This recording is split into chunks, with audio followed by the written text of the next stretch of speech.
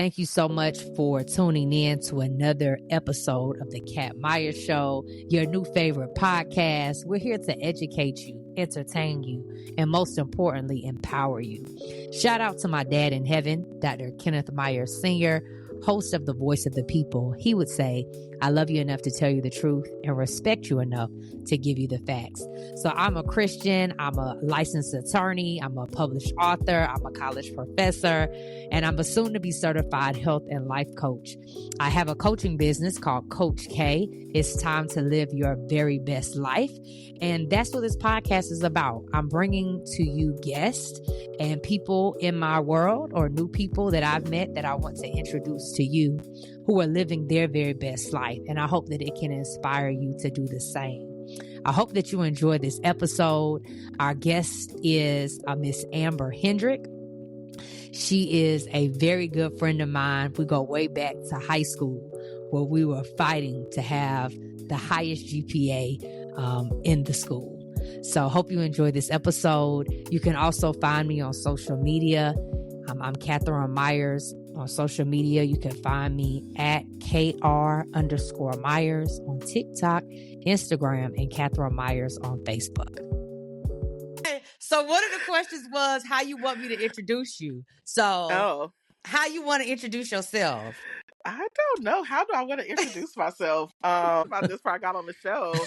I'll just, introduce myself as a longtime friend of Catherine's. We've known each other since high school. And, I'm a lawyer living in LA now. To me, I think the LA part is most exciting. I didn't know if you were going to let me say LA or if I had to just say California to be vague. No.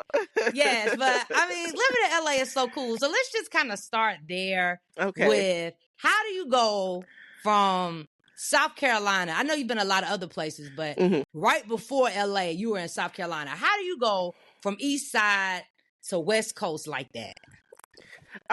It's kind of interesting. I always wanted to live in LA ever since I was in high school. So I finally had an opportunity that I was able to seize and get my last job to transfer me out to LA.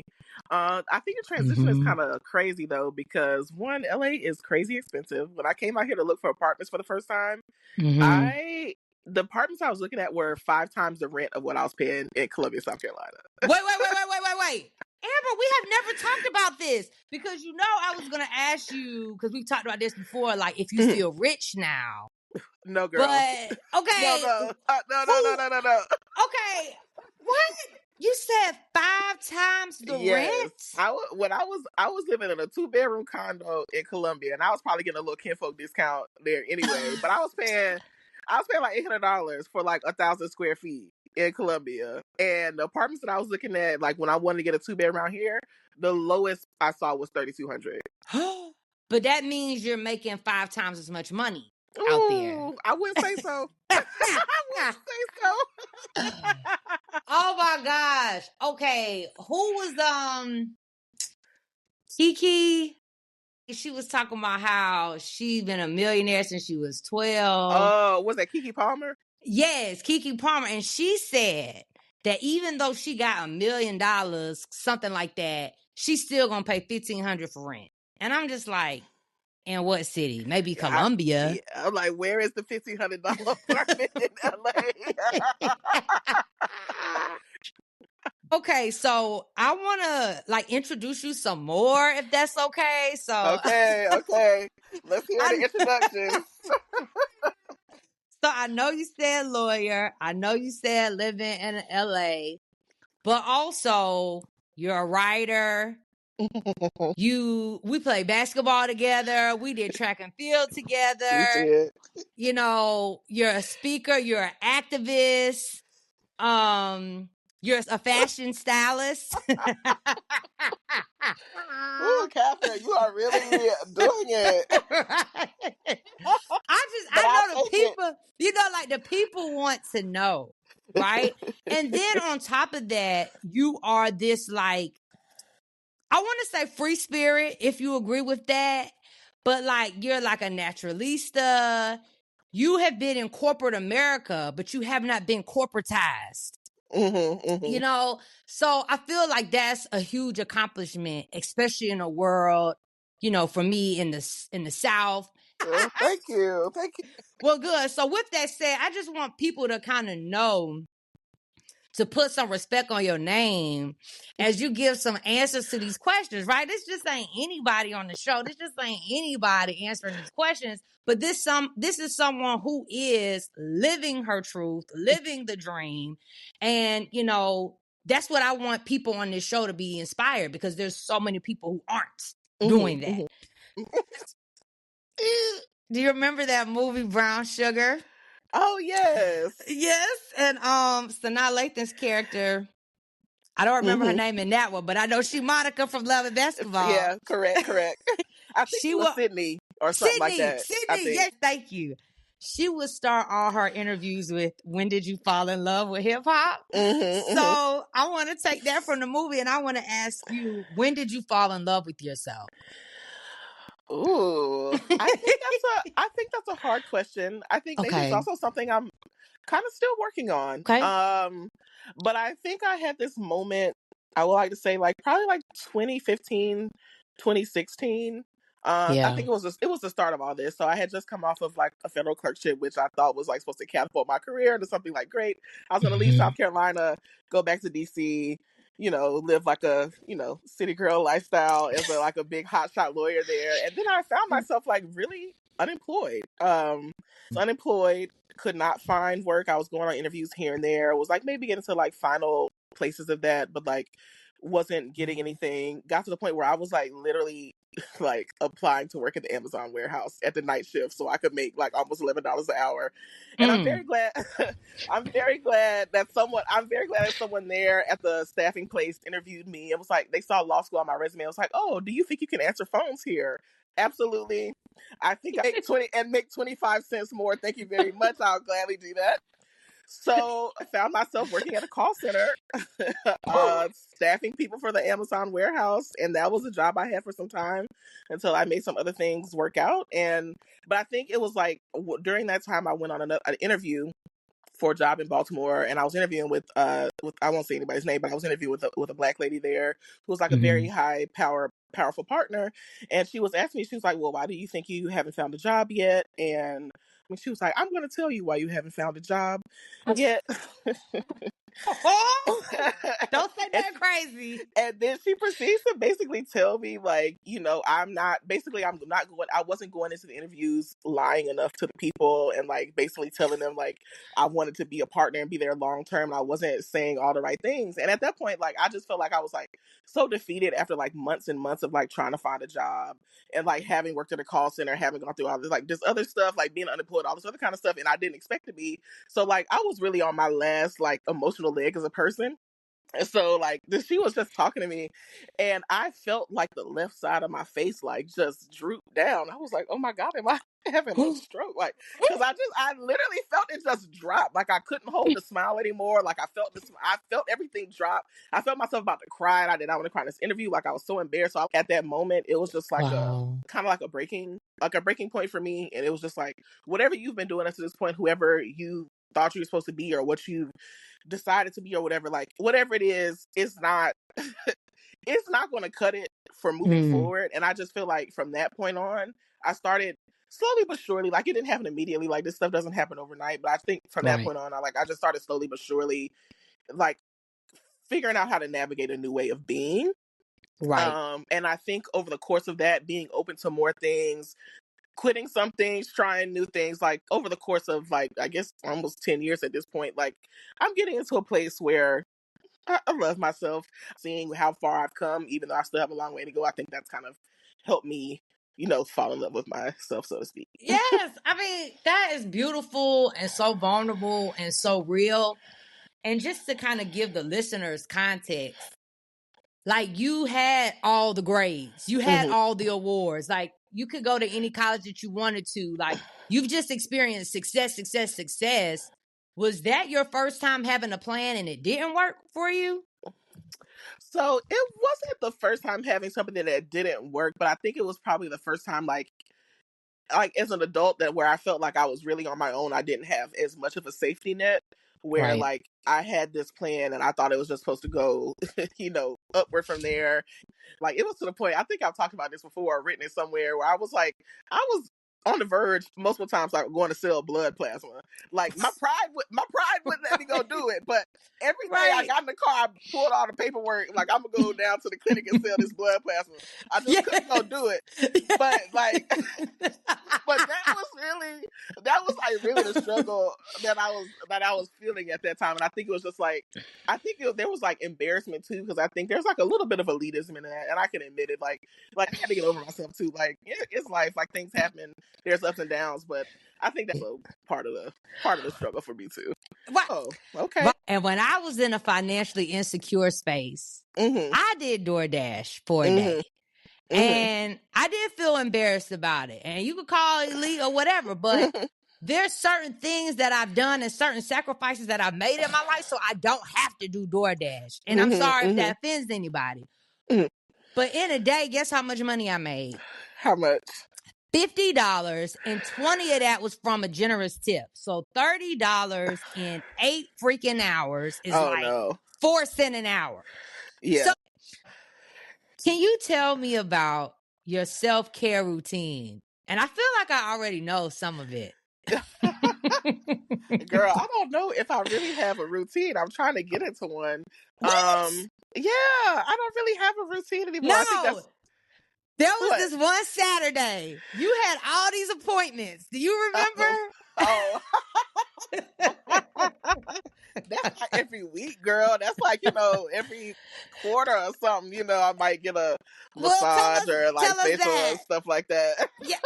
Go, list it off. So, I think a few times a year, I'll say quarterly, it's probably not that. But like I like to get like, a nice facial. I'll get a massage because my muscles get really tight. So I get like a nice deep tissue massage. And then, every couple of weeks, like most people, I get my my feet done. I've tried to cut back on the nails except for special occasions because, trying to be a fiscally responsible queen. Good. So that's it. And then, I've been trying hard to incorporate working out into my life. So for a while I was doing Pilates like twice a week. And that was helpful, but again, fiscally responsible. So, now gotta, walk outside for free, stuff like that. But correct. You can do push-ups by your bed for free, sit-ups. Girl, why when you said workout, like my stomach had kind of dropped? Like, like for two people that used to work out every day, I know. Like start off by running a mile, lift weights, and go to practice. Yeah. Like I'm good on that. I know. And I think it's probably because like I think about it all the time. I think that's also part of the resistance is like having to do it so much. And like even on top of that, like, my dad was a coach. So it was like times I would have to wake up early in the morning and get, go work out at a gym down the street from our house before we go to work. Stuff like that. Before we go to school. So it was like doing all that. It's like, I don't want to work out no more. Next question. What song have you had on repeat lately? Ooh. It's an interesting mix of things that I've been repeating lately.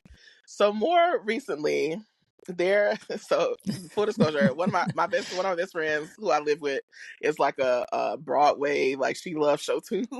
And so part of the fact that we've been friends for almost 20 years is like over time, like show tunes have leaked into my rotation of listening to music. So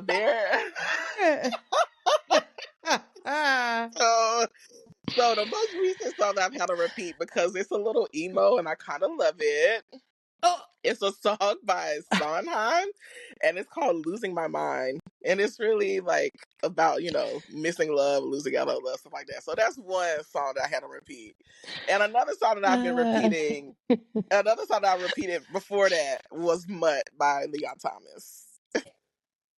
I said before, but I wish that you had writing that I could just go read at will. And one of them would be like your review of Sinners. Did you see that movie? Yeah, I saw it twice in theaters and I just bought it. All right, could you just give us a little taste of some themes, some motifs, like what your thoughts are? I just want to hear what you think. So my immediate controversial hot take when I left the theater, I looked to our room and I said, "This movie is about the rise of contemporary Christian music in the church, and I will hear no other takes." Son, drop the guitar.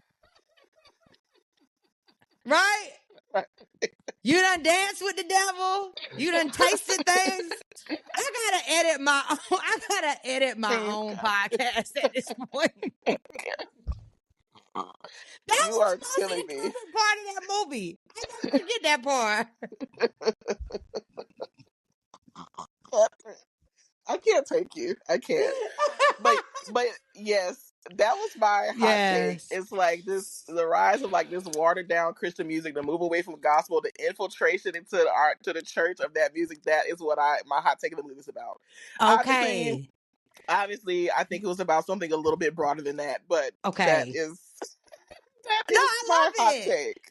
I love it. And I feel like my hot take. No, I need to practice that before I do a hot take. I like yours. I like yours. Okay.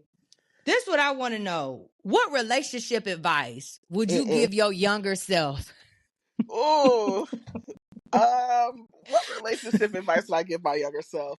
I think I would tell myself that, don't worry about this. Come Like, on.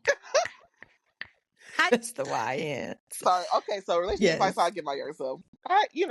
Like, don't worry about it. I think there's like so much like pressure, both spoken and unspoken, about like what kind of girl, woman you're supposed to grow up to be, and like really it's all focused on you eventually becoming somebody's wife, being married, becoming a mother one day. And there's so many contradictory rules that I think come with that. Like, it's like, you gotta keep your legs closed and do all this, be a good girl. But then at the same time, you're supposed to magically turn some switch on when you meet a man that you're supposed to be, getting with. Like, you're not supposed to date, but you're supposed to find a husband. Like, it's like all these kinds of things, and it's contradictory messages. And then one day I woke up and I realized that all the girls who were unsavory allegedly are married. Married. Oh, they have all the things that you told me I was supposed to be working for. So I think, just skip the advice. Do right by yourself, whatever that means. You might have to figure that out. And live your life. Don't worry about these men. They're gonna be here. And that's what I would tell myself. That's awesome. I think your instinct response was mm-mm. And then your instinct verbal response was, don't worry about that. Yeah, don't even worry worry about it. Don't worry about it. I agree. So, next question. So now this Amber that is loving herself even more, that's the most evolved version of yourself. Mm-hmm. How do you go about setting goals for yourself? Like, do you do New Year's resolutions? Is it something on your birthday? Or are you just kind of flowing with it because you've already arrived? Like, tell us your mindset on that. That's interesting. I guess I'm trying some different things out. So like at the beginning of each year, like most people, I look back, I started writing intentions now instead of resolutions. So intentions, girl, Yes. real new agey with it. So, I write them each year, and then I'll look back at them like at the end of the year, like see what I've done this year, what I've accomplished, what I haven't accomplished. And so that's like a big overall effort about like what I want some of my things for the year to be, things I want to do, things like that. But of course, things get revised throughout the year. Like, my birthday's coming up. I turned 36 Saturday, so I'm sure that I'll be thinking about what I want the last half of my year to look like. What this, things change, and so like I journal a lot, and so like throughout that process, like there's a lot of revising that happens in terms of like goal setting or like intention setting. I think goal setting feels like so much about productivity, and I'm kind of trying to get out of a space where like everything in my life has to be about productivity, and it's like it's just like who do I want to be, not necessarily what I want to produce sometimes. And so part of that comes in like the journaling process, and taking stock of who I am, what I've been doing, what I want other things to look like, what if I'm on the track to get what I think I want, sort of thing.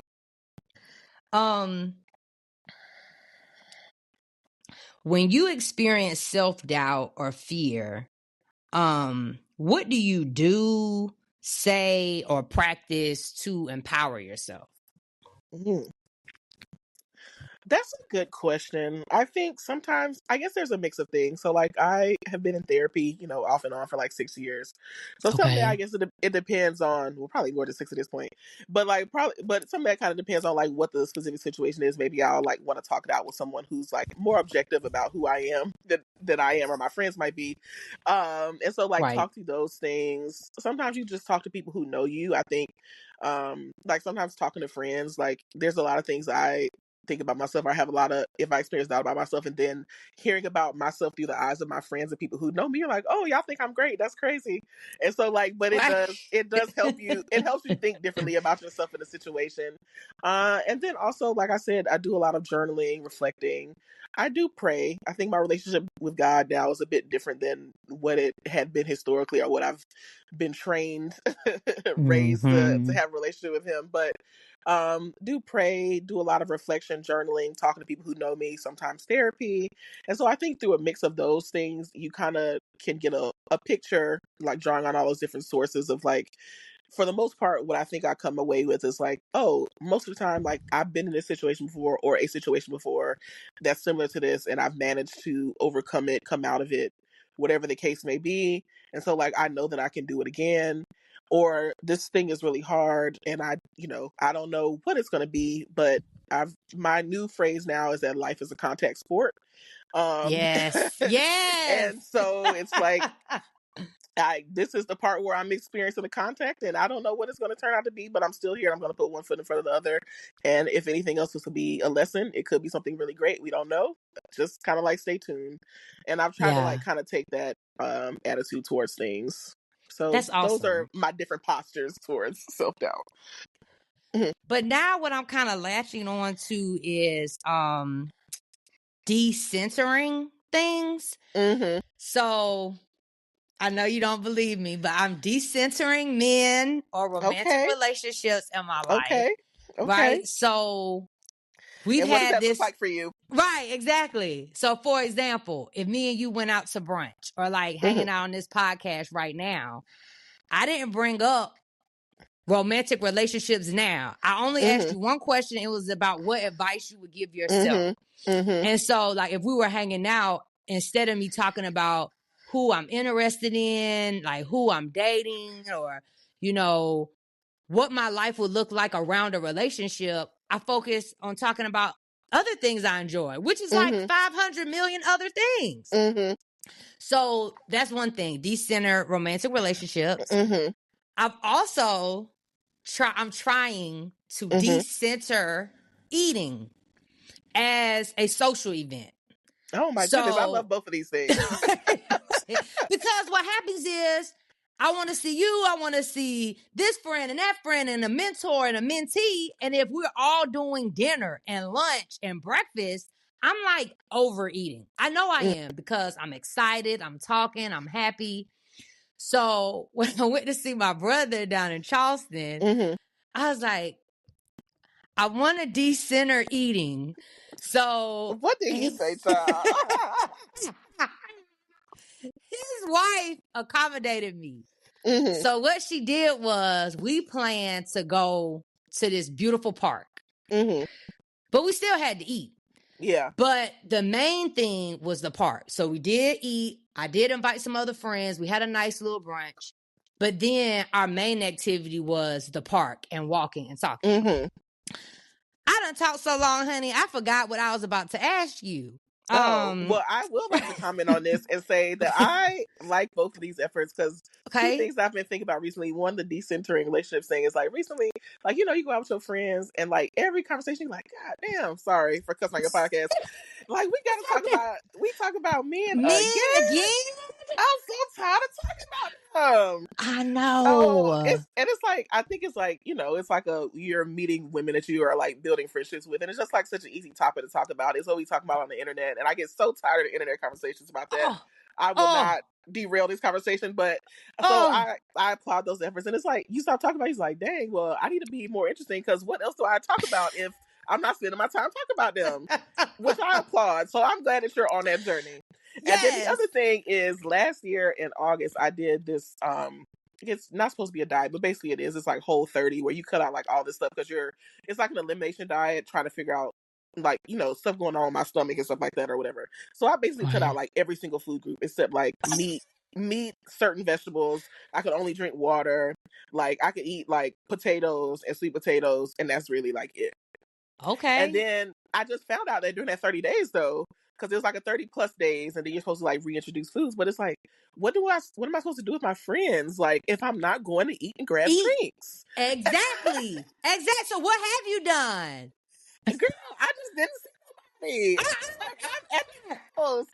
Or no, I did go eat, but then you gotta eat stupid stuff. Like you gotta like order food, but don't get it cooked with butter and like all this other kind of stuff like that.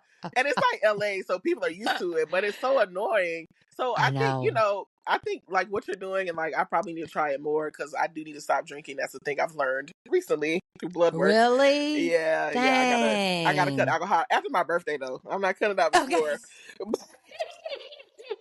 But it's like I'm gonna have to find new things to do with people that doesn't involve me going out and ordering cocktails and getting drinks and eating food, because like it's not jiving with my body anymore. Exactly. Yeah. I've gone to ballets. Movies, I don't feel like that really counts. But these parks are a great idea for people out of the city, like Zoom dates. Spoken word. I mean, there are a lot of things to do other than eat. Yeah. But I mean, it just takes being creative, because it's always like lunch. Like people just text me lunch, right? Dinner, lunch, happy hour, dinner, brunch. Right, but really, it's about the fellowship. So making that happen is important. Yeah. But I think I remember where I was going. Okay.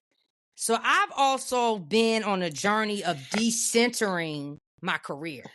Okay. And I feel like from what I've seen in your life that you've maybe, it don't have to be career, but I feel like I've tried to decenter being a lawyer. Like I don't want to always lead with I'm a lawyer. And I was wondering, how have you been able to be a lawyer, but also like not be defined as being a lawyer? Like, how do you also have a life? Interesting. So one, I switched jobs a few years ago to give myself some more time to try to discover other things. I don't know if I've been as successful at just working on discovering other things that I'm supposed to, but we're working on it. So there's that. Just trying to, fill your life with other things though that don't have to do with work. And then like I try not to talk about it too when I'm not there. Right. Today I kind of struggle to introduce myself as something other than a lawyer. So that obviously there's still work to be done. But when I'm out in public, I do try not to. I don't introduce myself like I was at like a sorority meeting Sunday, and like there's a couple people there like, oh, I didn't even know you were a lawyer. Like I've been talking to y'all for 2 years, and you didn't know, because I have never told you what I do. So nice. Like stuff like that. But also like just trying to like build a sense of myself like as an individual outside of like what I do, because I might not do this forever. So just trying to figure out what are the other things that I enjoy might be. Still trying to work on the writing piece. I think I'm having a lot of blocks there. But still trying to work on that, finding other things I like outside of that, things that you enjoy, and just living in that space more so than the I'm a lawyer and like this is the most important thing about me space. Exactly. Well, I do gotta tell you one more thing, but it's gonna have to be off the air. Okay. And then, I wrote my book. Yes. You Were Supposed to Love Me. So in terms of self-love, that's what my book ultimately ends with, like me being on my self-love journey. But I think that like an overarching theme is like this idea that like life is a contact sport, and that you really have to live it. A lot of things early on in my life was about waiting for this, hoping that something would happen to me because somebody else would do something.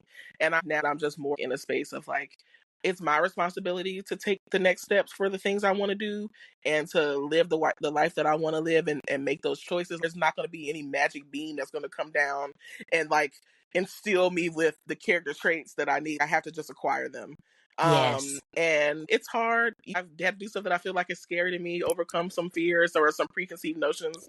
But I think I hope that it's like one of those things that is worth the journey at the end. Right. And along the way, I'm enjoying it and trying to figure out how to enjoy it more. And so, like, I just encourage people, like, I know sometimes, like, we live in small towns or places that we feel are small, and you're worried about like living your life a certain way because who somebody might see or people might know. But at the end of the day, it's your life. You only get one of them, as far as we know. So just you got to live your life for you, and make the choices that serve you and your well-being in the end. And so that's kind of like my meditation for that I want to leave people with. Amazing. I put out the cat call for the Cat Myers show, and you answered the call. So thank you for blessing the mic, blessing the podcast. And I'm sad that our conversation has come to the end. So I know the listeners are sad. So why don't you cheer them up by telling us your next trip? My next trip is actually going to Hawaii in a couple of weeks. In a couple weeks? Are you talking about this month? Yes, on Juneteenth, I will be leaving to go to Hawaii. Okay, so y'all, I'm not tripping on Amber, but I'm tripping on the fact that when did you just get back from Italy? June the 3rd. Right. The same month that her feet has touched Italian ground, it will be touching Hawaiian ground. Yes. If that ain't living your best life, honey, I don't know what is. So thank y'all. Good night, good morning, whatever it is. And thank you, Amber, for coming on. Yes, absolutely. Thank you for having me. All right.